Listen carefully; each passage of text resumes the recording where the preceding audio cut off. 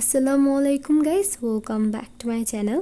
আজকে আমি আপনাদের সাথে একটি নতুন ইন্টারেস্টিং রেসিপি শেয়ার করব। এইভাবে গরুর মাংস দিয়ে বাঁধাকপি ভুনা করে দেখবেন, অসাধারণ খেতে। হয়তোবা অনেকেই খেয়েছেন, কিন্তু যারা খাননি তারা অবশ্যই এটা একবার ট্রাই করে দেখবেন। তো চলুন দেখে নেওয়া যায় কীভাবে তৈরি করতে হয়। সবার আগে গরুর মাংসটা ম্যারিনেট করে নেব। তার জন্য এখানে 1.5 কেজির মতো গরুর মাংস নিয়েছি, আর গরুর মাংসগুলো মিডিয়াম সাইজ করে কেটে নিয়েছি। এটা খুব ভালোভাবে ধুয়ে এর মধ্য থেকে পানিটা ছড়িয়ে নিয়েছি। এখানে আমি পরিমাণ মতো লবণ দিয়ে দিচ্ছি। আপনারা আপনাদের পরিমাণ মতো লবণ দিয়ে দিবেন। যদি পরবর্তীতে লবণ কম মনে হয় তাহলে অ্যাড করে দিবেন। দিয়ে দিচ্ছি 1/4 কাপের কিছুটা কম রসুন বাটা এবং 1/4 কাপ পরিমাণ আদা বাটা। দিয়ে দিচ্ছি প্রায় 2 চা চামচের মতো হলুদের গুঁড়া আর 2 টেবিল চামচের মতো মরিচের গুঁড়া। ঝাল যে যেরকম খেতে পছন্দ করেন সে অনুযায়ী মরিচের গুঁড়াটা অ্যাড করে দিবেন। এখন এর মধ্যে দিয়ে দিচ্ছি 1 টেবিল চামচ জিরার গুঁড়া আর 1 টেবিল চামচের কিছুটা কম ধনিয়ার গুঁড়া। এখন আমি এর মধ্যে 1 কাপ পরিমাণ পেঁয়াজ কুচি দিয়ে দিচ্ছি, আর পেঁয়াজ কুচিটা এই পর্যায়ে দিতে হবে।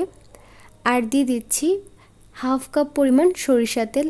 আর চেষ্টা করবেন এই পর্যায়ে সরিষা তেলটাই দেওয়ার, এতে একটি সুন্দর ফ্লেভার এবং টেস্ট পাবেন। এখন আমি এই মশলা, তেল এবং পেঁয়াজ গরুর মাংস খুব ভালোভাবে ম্যারিনেট করে নিব। চেষ্টা করবেন সব কিছু খুব ভালোভাবে মিশিয়ে নেওয়ার, যাতে প্রত্যেকটা গরুর মাংসের গায়ে মশলাগুলো খুব ভালোভাবে লাগে। আমি সব কিছু খুব ভালোভাবে মিশিয়ে নিয়েছি, আর দেখতেই পাচ্ছেন কালারটা কতটা সুন্দর এসেছে। এখন আমি এটা প্রায় আধা ঘন্টার জন্য এইভাবে রেস্টে রেখে দিব। অবশ্যই এই পর্যায়ে গরুর মাংসটাকে একটু রেস্টে রেখে দিতে হবে। এইখানে আমি চুলার উপর একটি পাত্র বসিয়ে দিয়েছি, আর এর মধ্যে 1/2 কাপ পরিমাণ আবারও সরিষা তেল দিয়ে দিলাম। তেলটা একটু গরম করে নিয়েছি, আর এর মধ্যে 1/2 কাপ পরিমাণ আবারও পেঁয়াজ কুচি দিয়ে দিচ্ছি। এখন আমি পেঁয়াজটা একটু হালকা ভেজে নিব।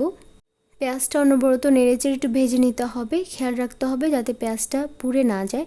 এখানে আমি 3-4টা তেজপাতা, 2-3টা দারচিনি, 4-5টা এলাচ আর লবঙ্গ দিয়ে দিলাম। এইগুলো দিয়ে আবারও একটু তেলের মধ্যে হালকা ভেজে নিচ্ছি এগুলোকে। আপনারা চাইলে এখানে আস্ত কালো গোলমরিচ দিতে পারেন কিছু। দেখতে পাচ্ছেন এই পর্যায়ে পেঁয়াজটা হালকা ভাজা ভাজা হয়ে গেছে। এখন আমি এর মধ্যে আগে থেকে ম্যারিনেট করে রাখা গরুর মাংসটা দিয়ে দিচ্ছি। এটা কিন্তু প্রায় আধা ঘন্টা হয়ে গেছে। আধা ঘন্টা পর আমি এর মধ্যে দিয়ে দিচ্ছি। এখন আমি খুব ভালোভাবে সব কিছু নেড়ে চেড়ে মিশিয়ে নিচ্ছি গরুর মাংসটা। এখন আমি এই গরুর মাংসটা কষিয়ে নিব, আর এই পর্যায়ে আমি এর মধ্যে কোনো প্রকার পানি দিব না। চুলার আঁচ মিডিয়ামে রেখে এখন আমি ঢাকনাটা দিয়ে দিব।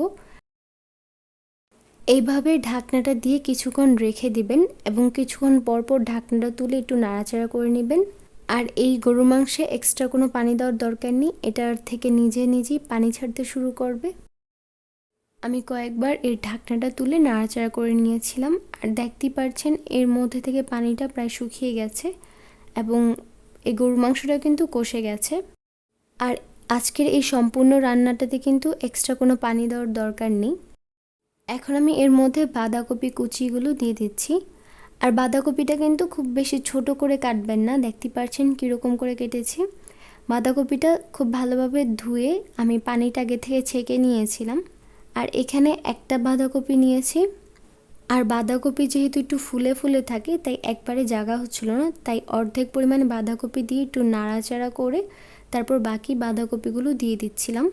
সবগুলো বাঁধাকপি দিয়ে দিলাম। এখন আমি কিচ্ছু করব না, জাস্ট চুলার আঁচটা মোটামুটি হাইতে করে এখন ঢাকনাটা দিয়ে দিচ্ছি কিছুক্ষণের জন্য। কিছুক্ষণ পর ঢাকনাটা তুলে নিচ্ছি, আর দেখতেই পাচ্ছেন বাঁধাকপিগুলো কিছুটা সফট হয়ে গিয়েছে। এখন আমি এগুলো খুব ভালোভাবে নেড়ে চেড়ে গরুর মাংসের সাথে বাঁধাকপিটা খুব ভালোভাবে মিশিয়ে নিব। চুলার আঁচটা মিডিয়ামে করে আমি আরও কিছুক্ষণের জন্য ঢাকনা দিয়ে ঢেকে রেখে দিয়েছিলাম। আর দেখতেই পাচ্ছেন এ পর্যায়ে এর মধ্যে থেকে পানি ছেড়ে দিয়েছে। আমি এর মধ্যে কিন্তু কোনো এক্সট্রা পানি দিইনি। বাঁধাকপি থেকে কিন্তু আস্তে আস্তে পানি ছাড়তে শুরু করবে, আর এর মধ্যে কিন্তু রান্নাটা হয়ে যাবে। এখন আমি একটু এটা নেড়ে চেড়ে নিলাম। নেড়ে চেড়ে আবারও ঢাকনা দিয়ে ঢেকে রেখে দেবো। এইভাবে ঢাকনা দিয়ে ঢেকে রেখে দেবো যতক্ষণ না পর্যন্ত পানিটা সম্পূর্ণভাবে শুকিয়ে যাবে আর গরুর মাংস আর বাঁধাকপি সেদ্ধ হয়ে যাবে। আর এর মাঝে কিন্তু কয়েকবার ঢাকনাটা তুলে একটু নেড়ে চেড়ে নেবেন যাতে নিচটাতে লেগে না যায়। প্রায় আধা ঘন্টা পর চলে এলাম, আর এর মাঝে কিন্তু আমি কয়েকবার ঢাকনাটা তুলে একটু নেড়ে চেড়ে নিয়েছিলাম। আর দেখতে পাচ্ছেন এই পর্যায়ে সম্পূর্ণভাবে কিন্তু পানিটা শুকিয়ে গেছে, গরুর মাংসটাও সেদ্ধ হয়ে গেছে, বাঁধাকপিটাও কিন্তু সম্পূর্ণ সেদ্ধ হয়ে গেছে। তো আমাদের বাঁধাকপি দিয়ে গরুর মাংস ভুনা কিন্তু তৈরি। তো দেখতে পারলেন কত সহজে বাঁধাকপি দিয়ে গরুর মাংস ভুনা করে নেওয়া যায়।